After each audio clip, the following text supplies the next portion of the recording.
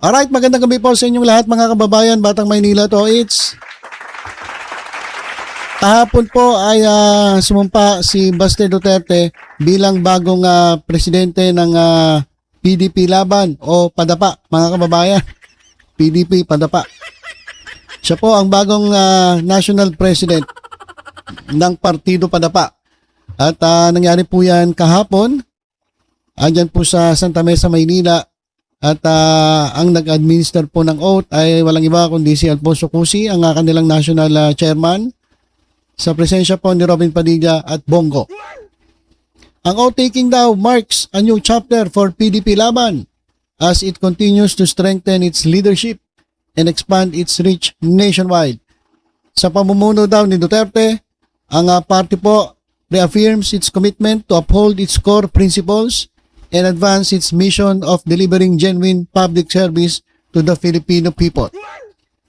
As PDP Laban moves forward, the leadership underscores unity, continuity, and a shared vision of building a stronger and more inclusive nation guided by the values of malasakit, tapang at tunay na serbisyo. Ayan po, si Baste Duterte, mga kababayan, ang bago pong national president ng Padapa. Ng PDP walang laban. Ayan po. At presidente na po ng partido, gusto pa gawing presidente ng Pilipinas itong si Baste ni Robin Padilla. Walang dyan. Okay na yun. Presidente ng partido. Huwag nyo nang gawing presidente ng Pilipinas. Ito mga kababayan na may sinasabi kasi si Robin Padilla. Ito talaga si Robin kahit kailan, no? Kahit kailan ka talaga, Robin, kung ano-ano pinagsasabi mo gusto niya raw back-to-back Duterte presidencies. Kasi sa 2028 daw, ay si Sara Duterte ang magiging presidente. Sara Duterte. Sa 2034, ang gusto niya maging presidente ay si Baste Duterte. So, Duterte. Aba niyo pag gawing Duterte.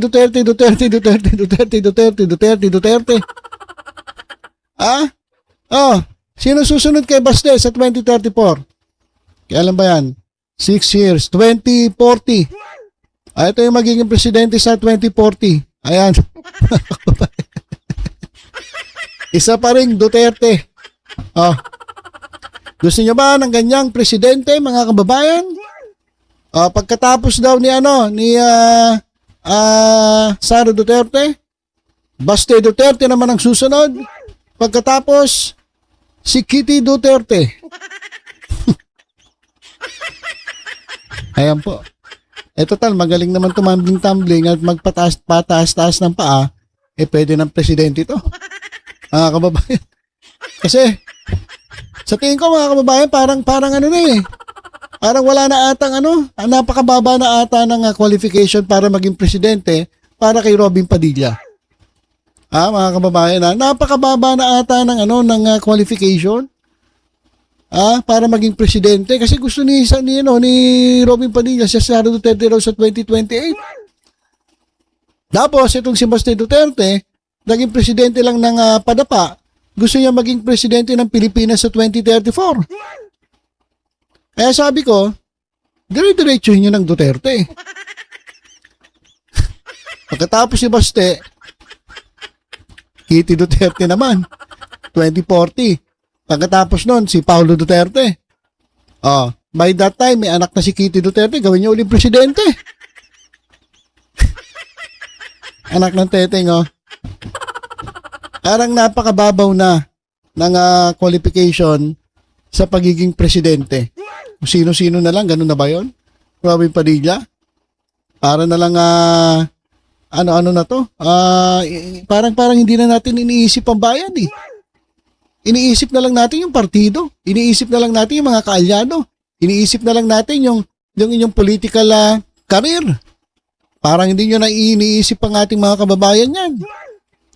Ito mga kababayan, pakinggan nyo yung sinabi ni Robin Padilla tungkol dyan sa kanyang pangarap. Pagkatapos ni Sara, si Baste naman daw, hindi niya naman binanggit, pero sana tinuloy-tuloy mo na, isinama mo na si Kitty sa 2040. Total, Wala naman ang qualification maging presidente.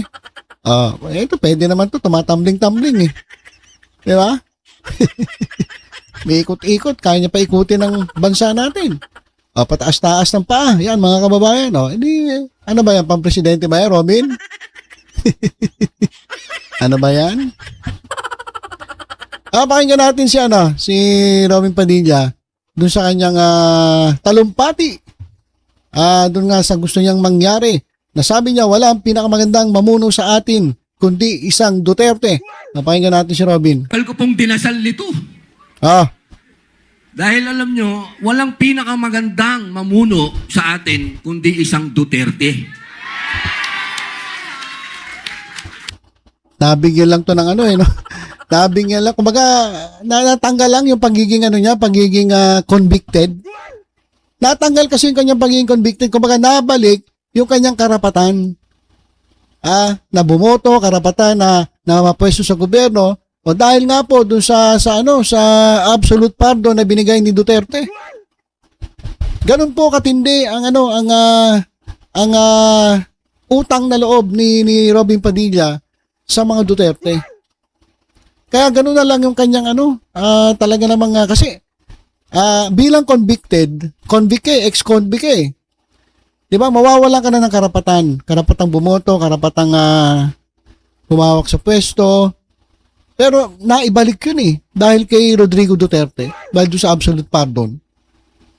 Kaya masyadong panatiko na sa Duterte.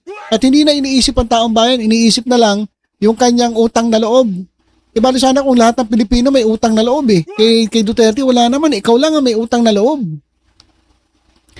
So, eto, sabi niya, ulitin na nga natin kasi ako naman pasok ako ng pasok ulitin natin. Ko pong dinasal nito.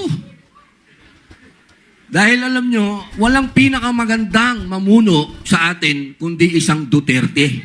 Kasi nga nagpapardon ng ex-convict. Nagbibigay ng absolute pardon sa isang ex-convict. Tapos yung ex-convict na yon magiging senator pa.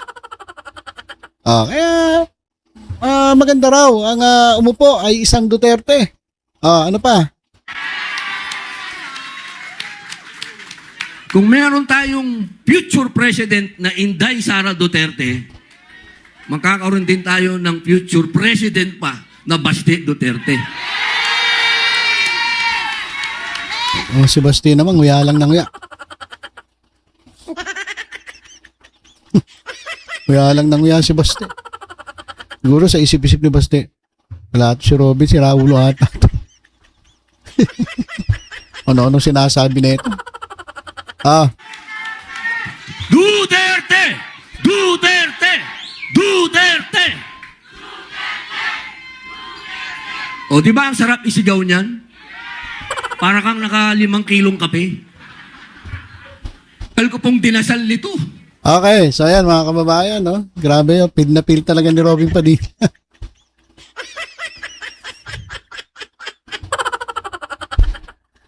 Enjoy yan, So, para sa akin kasi mga kababayan, dapat baka pwede namang maglagay tayo ng presidente, yung talagang para sa tao. Pinipili natin presidente, gusto natin maging presidente kasi nga may utang na loob tayo at dahil sa apelidong Duterte. Dahil lang nabitbit yung apelidong Duterte, okay na sa'yo? Wala talaga to si Robby.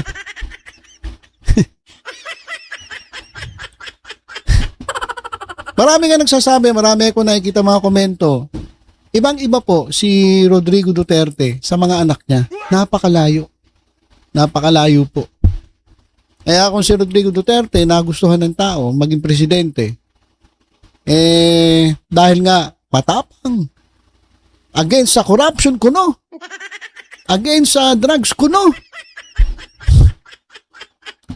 Pero nung namuno na, wala na. Tapos ngayon, gusto ni Robin Duterte na naman. Sara Duterte. Ano ba qualification niya? Hindi nga makapig-speech ng maayos. Paitok-itok lang. Tapos, susunod pa, Baste Duterte. Anak ng teteng. Tapos susunod pa, Kitty Duterte. Paktay tayong Pilipinas niya. Babalentong, bale-balentong na lang tayo kapag yan ang mga naging presidente. Mga kababayan, eto na, pakinggan natin. Etong si future President Baste Duterte. Sabi ni Robin Padilla.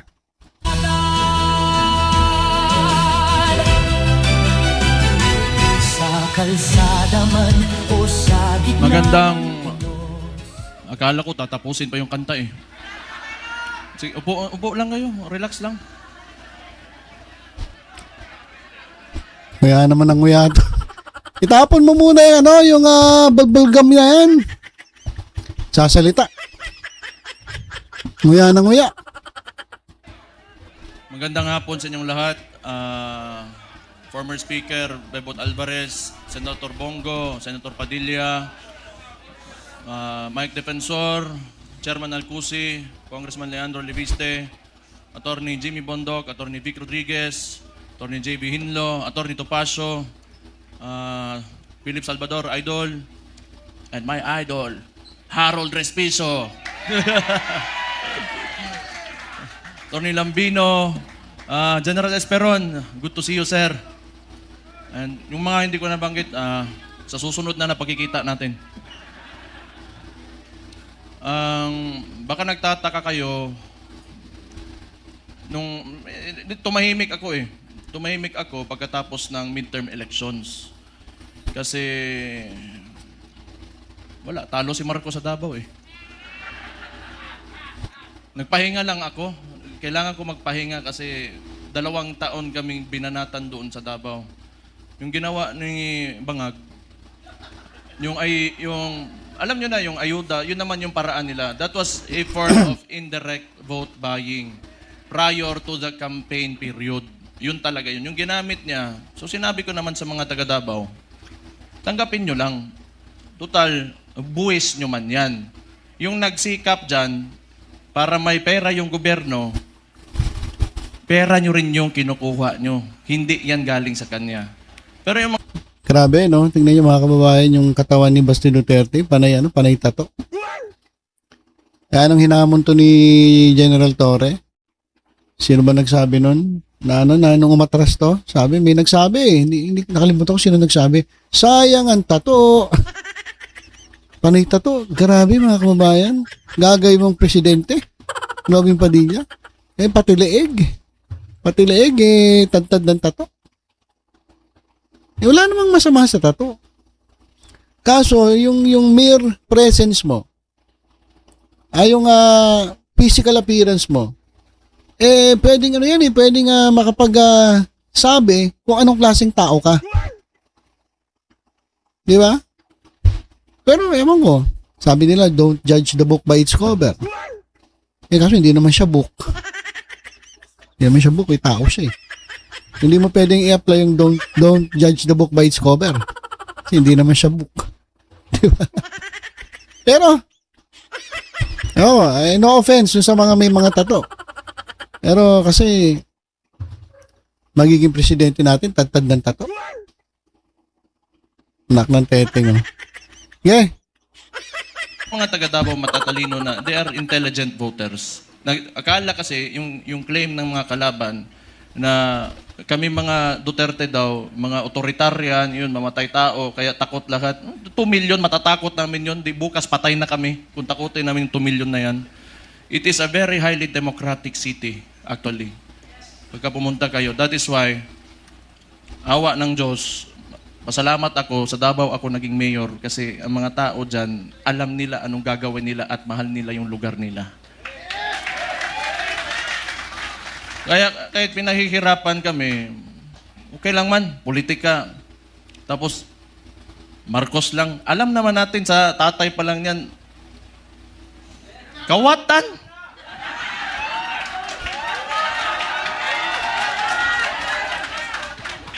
Hindi, kasi ganito yon. Nung nagsimula yung kampanya nung 2022, kasama niya yung kapatid ko, the Vice President, siyempre, inisip ko rin, siguro, itong tao na to gusto maging presidente. He will redeem the Marcos family name. So, hindi ko naman talaga inisip na may ganun din pala kagago yung tao na yan. Kung siguro nasa isip niya, kung sira na yung pangalan namin, sirain ko na lang lalo. Wala naman akong political lang to. Kung bahala sila, magalit sila sa akin. Si Auntie Claire, tanawa. Pagkatapos ito, Auntie Claire, si Mayor Baste, lo ni mbuanga ka. Oh. Nagpahinga lang ako. Kasi before the midterm elections, kami doon sa Davao, lagi kami nagmo-mobilize. Kasi nung sinimulan nila yung People's Initiative, papipirmahan nila yung mga papel. Siguro, I do not know. Pero definitely, sa ugali ng mga yan, wag na natin yung buong administrasyon niya. Kasi siya naman yung nasa taas ng chain of command, yung presidente. Definitely, ang suspicion namin, it was for term extension. At that early, 1 year or 2 years pa lang, hindi pa nagdadalawang taon yung termino niya. May pa-people's initiative. Parang plebiscite yan noon na nag-gather lang ng mga tao, pinataas yung kamay, o sige, maging diktador na tayo, maging authoritarian regime tayo for 27 years. So that was the attempt of this guy, bangag nga na dias Malacanang karon. Kita niyo yung nasa UN siya, ng sipon. May chat GPT na ngayon. Hindi ko naman sinasabi kasi makukulong ako, tapos kakasuhan ako. Pero tingnan na lang, what are the causes of... Tingnan yung chat GPT. How it will affect your nasal cavity. May cellphone na kayo lahat. Wala. Swindler. He is a swindler. Yung ginawa sa atin, kaya nga naniniwala tayo, kasi akala natin itutuloy niya. Ganito lang naman tayo, kaya nandito tayo lahat ngayon. Kayo. Marami tayong parallel groups. Nilapitan ako ni Sir Mike Defensor, pati ni Speaker Bebot. Na nakita ko sila pagdating nila doon sa bahay ko, patay problema na po ni. Nagpahinga lang ako kasi grabe yung Pero ang akala nila, tumigil na tayo. Hindi pa tayo tumigil. Anong gusto nila? Lalabas lahat ng ginawa nila. Tingnan mo katangahan nito ni Bangag. Siya nagbukas ng usapin ng flood control na may mga ghost project. Kaya ako tumahimik talaga. Kasi hinayaan ko na mag-self-destruct yung gago na yan. Kasi alam ko sasabog sa mukha niya yan. Because, unang-una sa lahat, pag ikaw eksekutibo, you cannot point at someone else for the mistakes of your administration. Responsibilidad mo yan, ibig sabihin, either hindi ka nag-iisip o kulang ka sa pag-iisip o hindi mo talaga gusto yung trabaho mo. O kita mo ngayon, nag-backfire sa kanya, and they attempted to, lagi nilang ililiko doon. Pinakita naman namin lahat. Sa Davao, walang ghost project, may resibo kami lahat doon.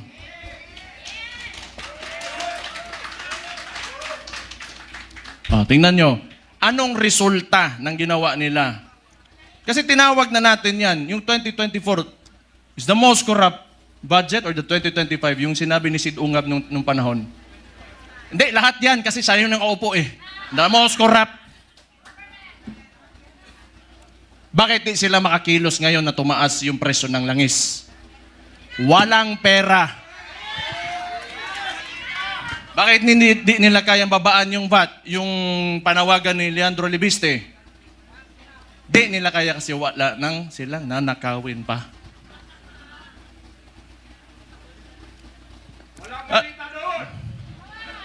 Alam nyo, Hindi naman talaga perfecto kahit saan ka pumunta sa buong mundo. May mga lobbyists, you know, the congressmen and the senators, dadaan talaga yung pera dyan because that's the power of the purse. Lobbying and all of that. Pero this kind, the estimated loss to corruption, umaabot na sa trillion. It doesn't make sense anymore. Saan mo pa gagastusin yung pera na yan kung nasa bulsa mo yan? For what? Magkano ba gusto mong, yung kanin mo, gusto mo tag 200 pesos per kilo? Gusto mo yung pinakamasarap na pagkain, pinakamasarap na steak? Ano ba gusto mo sa buhay mo? Yan mga yan, mayayaman na yan. Hindi pa sila nakukontento. Hindi na lang maawa ba? Kita nyo yung mga matatanda na nagmamalingke sa umaga, magdadala. Okay, so siguro hanggang dito na lang mga kababayan, hindi na natin tutuloy kasi ang patutunguhan nito panay panay kay Presidente Bongbong Marcos Sisisihin ang gobyerno, korap ang gobyerno, walang ginagawa gobyerno, magnanakaw ang gobyerno. So, kahit ituloy natin to, tagal pa to, 1 oras pa to. Ganun lang ang sasabihin niya. Well, kung sa tingin ninyo, ganun nga, sana meron kayong moral ascendancy para magsalita ng ganyan. Kasi sa totoo lang yung inyong pamilya Duterte, si Rodrigo Duterte, Sara Duterte, si Paulo Duterte, meron din yung mga issues sa corruption. Di ba? Okay, sana pwede ka magsalita ng ganyan kung wala ka, malinis ka talaga. Pero kung marumi ka rin, meron ka ring issue ng corruption, nasa na yung 51 billion flood control project ni Pulong Duterte. Confidential funds si Sara Duterte. Nasaan? Hindi maipaliwanag. So, wala lang napakadali magsalita sa totoo lang, pero kung ikaw ay malinis, okay sana Sabi mo, pamilya Marcos magnanakaw. Simula sa tatay hanggang sa anak.